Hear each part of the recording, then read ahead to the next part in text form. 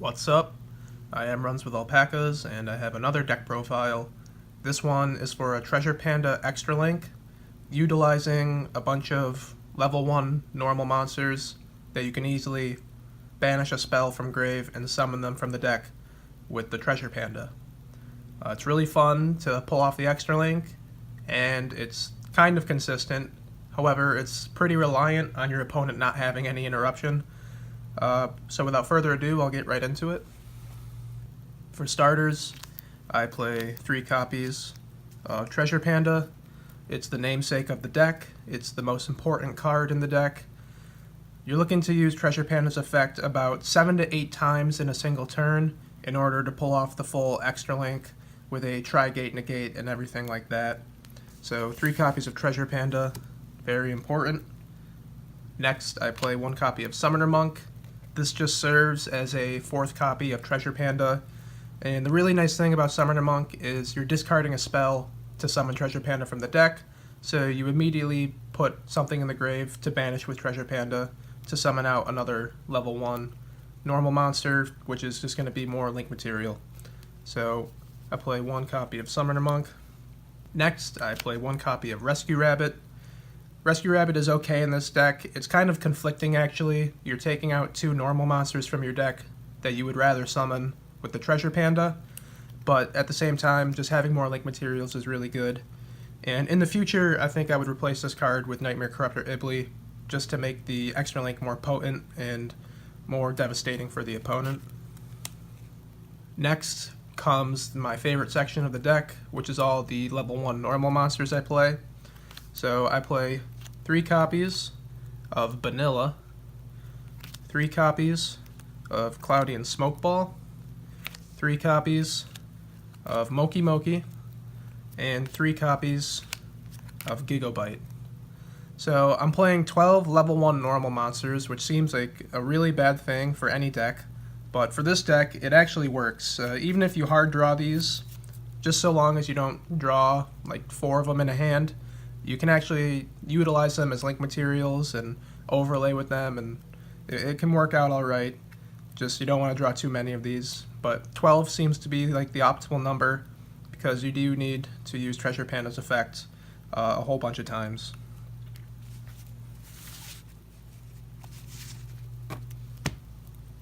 That's it for the monsters. The rest of the deck is just going to be a whole bunch of spells. First of all, I'm playing 3 copies of Enchanting Fitting Room. This card is absolutely broken. You pay 800 life points, you reveal the top 4 cards of your deck, and then any of those cards that are level 3 or lower normal monsters you can summon, and then the other cards just get shuffled back into your deck. So the idea behind playing 12 normal monsters in the deck is that you want to be able to hit 2 or 3 of those off of your Enchanting Fitting Room activations. So Enchanting Fitting Room and Treasure Panda is what's going to get you to your Extra Link. Next, I play 2 copies of Unexpected Die. The problem with this card is that you cannot control monsters to activate it, which is why I only play 2 copies of it. It's good enough that you want to see it in your opening hand, but it has to be the first card you activate. So just 2 copies of Unexpected Die. Next, I play 3 copies of White Elephant's Gift. This is a really good draw option for this deck. You send 1 face-up non-effect monster from your field of the grave to draw 2 cards, and in combination with a card like Unexpected Die, it's just a free pot of greed. You don't commit your normal summon, you thin out your deck, and you see 2 extra cards. So I like White Elephant's Gift a lot, and it also just puts another spell card in the grave for your Treasure Panda. Next, I play 3 copies of Into the Void. Essentially, this card is just an upstart goblin for this deck. If you have 3 or more cards in your hand, you draw 1, but in the end phase you have to discard your entire hand. It's just more deck thinning and more fodder for Treasure Panda. Next, I'm playing 3 copies of Monster Slots. This is a really cool card that really ties the whole deck together. It's both a draw card and a summoning card. So the way it works is you target a monster on your side of the field and 1 monster in your graveyard that has the same level as the monster on the field. You banish the monster in the grave, draw 1 card, and if it's a monster with the same level, you can summon it. Otherwise, you just add that card to your hand. So it's another card that puts spells in grave for your treasure panda. Just more draw options and more summoning options. I'm playing 3 copies of Swing of Memories. This is just a free monster reborn for any normal monster. It's destroyed during the end phase, but you're just going to link it away. I'm playing 1 copy of Try White.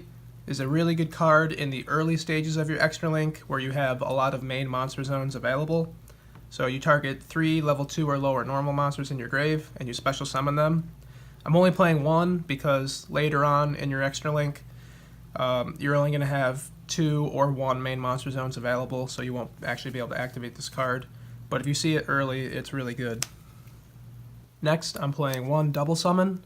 Out of the 17 monsters I'm playing in the deck, none of them can special summon themselves, so your normal summon is really important. So if you do see the double summon, it can help unclog your hands and just get more materials onto the board. I'm playing 1 copy of Reasoning. The idea behind Reasoning is that you can mail a bunch of spells into your grave to fuel your treasure panda. Also, early on in your extra linking, you're only going to be using level 1 monsters, so your opponent will likely call level 1, and you'll get a free summon of your treasure panda when you inevitably hit it. So Reasoning can be really good. I play 1 Monster Reborn and 1 Soul Charge. You don't need Soul Charge to achieve the full extra link. It's just there if you want to get really nutty, and Monster Reborn is just another great extender.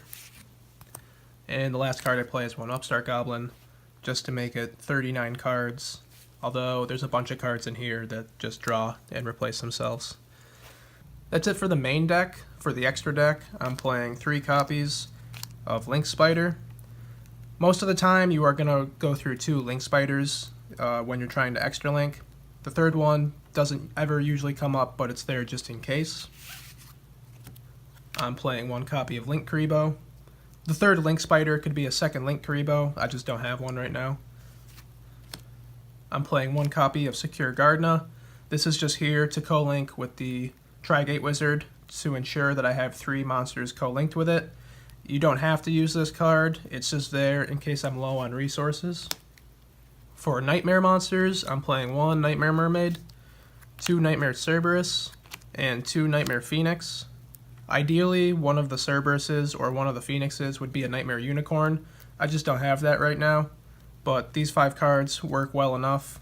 You know, one of your Phoenixes will become a mermaid, and you'll still have the other one to achieve your extra link and co-linked Tri-Gate. I play 1 copy of Proxy Dragon, just because this is the only card that connects for my extra link. I play 1 Tri-Gate Wizard because an extra link doesn't mean a whole lot if you're not backing it up with at least some other form of interruption. And then I play 1 Saryuja just because this deck is basically Saryuja Turbo until you can ensure that you're going into your extra link. Lastly, I play 2 Exceed monsters. First of all, I play Sylvan Princess Sprite. It takes 2 level 1 monsters to make. You detach a material, excavate the top card of your deck. If it's a spell or trap, you can add it to your hand, otherwise you send it to the grave. So most of the deck is spell cards, so you're usually going to get a spell off that. And then I play 1 copy of number 54, Lionheart. This one takes 3 level 1 monsters to make. It cannot be destroyed by battle. Your opponent takes any damage you take from battles involving it, and then you can detach a material to make your opponent take double the damage. And since it only has 100 attack, you can do a whole bunch of damage with this card. Next, I'm going to shuffle the deck up on camera here and attempt to play out a test hand to see if I can actually extra link as easily as I say this deck can do it. If I draw something like Soul Charge, I will do my best to not use it. I'll simply put it back on the bottom of the deck with a Saryuja draw effect or something like that, because you really do not need it for this to work. So this is pretty well shuffled now. I will take 5 cards and see what we can do with this hand. So we have a treasure panda, and we have an enchanting fitting room. So there's some options of what to do here. And I think the first thing I'm going to do is activate enchanting fitting room. So we're going to apparently hit 3 monsters off of it. That's really, really good.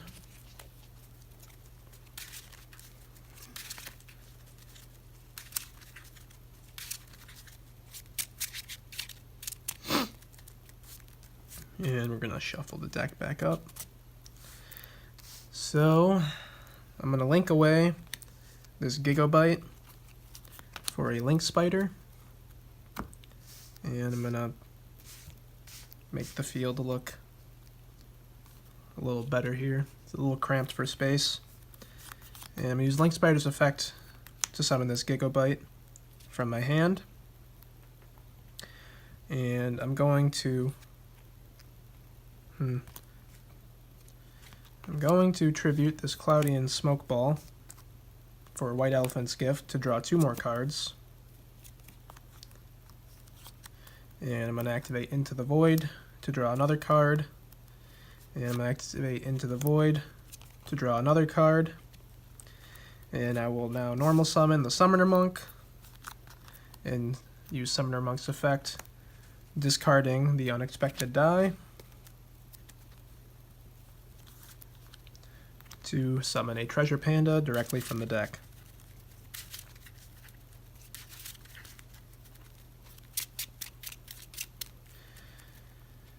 And I'll use Treasure Panda's effect to banish a spell from the grave. I'll keep my hand right there.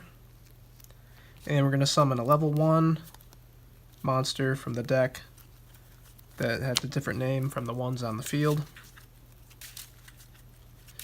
And we can now make a YUGIOH and do good things with that. So we're going to link with 4 materials for our YUGIOH. And we're going to draw 4 cards and put 3 of them on bottom of the deck. Well, we'll keep the Upstart Goblin. Rather, we will not use the Moki Moki, the Reasoning, or the Rescue Rabbit. We'll keep these 3 cards in hand and put the rest of them on the bottom of the deck. Let me just double check. That should be good.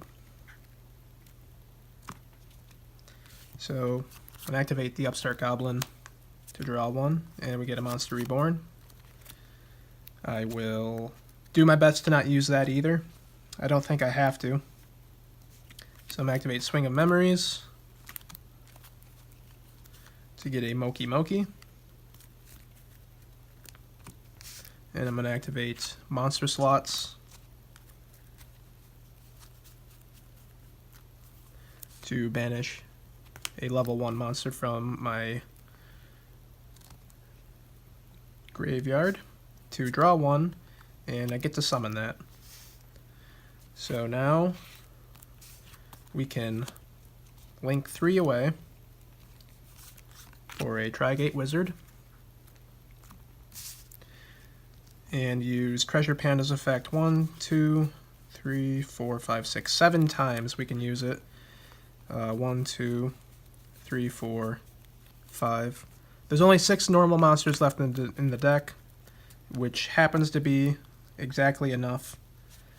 So we'll use Treasure Panda's effect twice to start, banishing 2 spells for a Moki Moki and a Cloudy and Smoke Ball. Those will be linked away for a Proxy Dragon. This Monster Reborn is unnecessary, we won't need it. I will use Treasure Panda's effect 2 more times by banishing 2 spells for a Gigabyte and a Vanilla.